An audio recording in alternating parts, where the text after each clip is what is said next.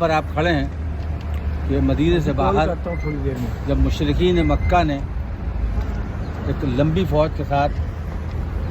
اور کئی گروپ ملا کر کے حملہ کرنے کی کوشش کی، جب وہ بدر میں اور احد میں ناکامی کا شکار ہو گئے، ابھی طے ہوا کہ جنگ خندق، اس کو جنگ احزاب بھی کہتے ہیں، یعنی اس میں بہت سے گروپ، حزب کہتے ہیں عربی میں گروپ کو، تو تمام گروپ مل کر کے ایک لمبی فوج لے کے آئے۔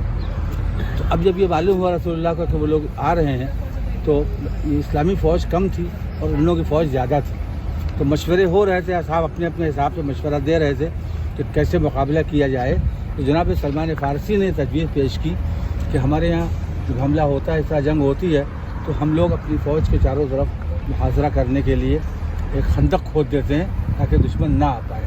رسول اللہ کو یہ تجویز بہت پسند آئی اور آپ نے حکم دیا، اور وہ پوری تفصیل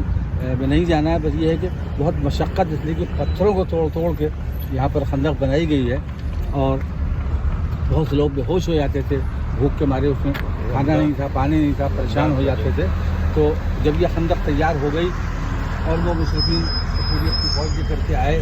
تو اس میں ابو سفیان وغیرہ نے دیکھ کر کے حیرت کیا، کہا کہ اب تو بڑا مشکل ہو گیا ہے ہمارے لیے یہاں پر آنا۔ اور رسول اللہ نے یہ انتظام کیا تھا کہ خطوط لکھ لکھ کے جو مسلمان تھوڑے سے دور و باہر تھے ان سب کو بلا لیا تھا، یعنی اس وقت جتنا بھی مسلمان تھے کل کے کل وہاں پر اکٹھا تھے، کوئی بھی باہر نہیں تھا،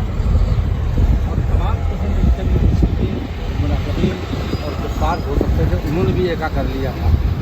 ایک مہینے تک یہ سلسلہ باقی رہا، اور اس کے بعد جب ان لوگوں نے خندق کا معائنہ کیا، تو اب میں یہاں پہ تو اور کچھ نہیں کہہ سکتا، تاریخ نہیں بتاتی ہے، لیکن انہوں نے تمام جب خندق کا معائنہ کیا تو ایک جگہ خندق کو تنگ پایا، غالباً کوئی تنگ نظر رہا ہوگا، اس سے تھوڑی سی تنگ اس کو چھوڑ دیا تھا، اس نے مارے جوش کے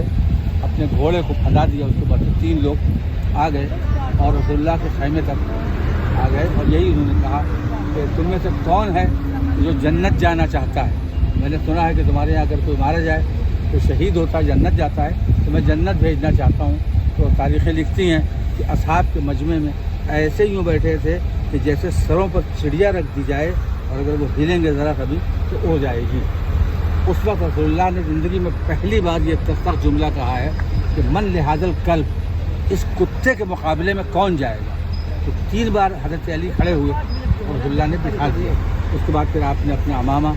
زرا، رضا، ابا، سلوات فرمائل کی اور کہا کہ بار الہ، تو نے بدر میں ابو عبیدہ کو لے لیا، احد میں ہم سے حمزہ کو لے لیا، اب یہ میرا بھائی جو ہے یہ جا رہا ہے، تو اس کی عبادت فرما۔